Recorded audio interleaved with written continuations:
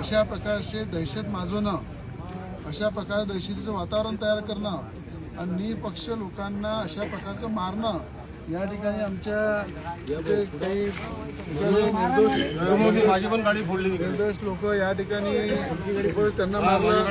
गाडी फोडली यांची, या सगळ्या गाड्या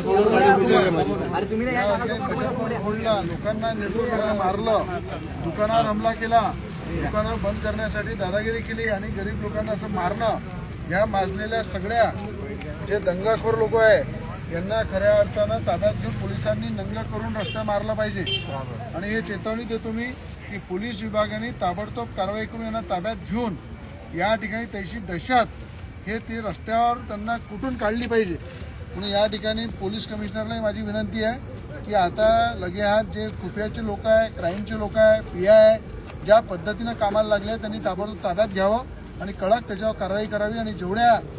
गाड्यांचं नुकसान झालेलं आहे, मॉलमध्ये नुकसान झालेलं आहे, गाड्या फोडलेल्या आहे, या सगळ्याचा पंचनामा करून यांना नुकसान भरपाई भेटली पाहिजे। कारण की निर्दोष लोकांना मारणं, निर्दोष लोकांच्या गाड्या फोडणं, दुकानावर लाथा मारणं, एखाद्या लहान मुलांचा वाढदिवस सुरू आहे त्या लहान मुलांवर दगडफेक करणं, अशा प्रकारचं ज्या पद्धतीनं एखाद्या आतंकवादी हमल्यासारखं वातावरण केलेलं आहे,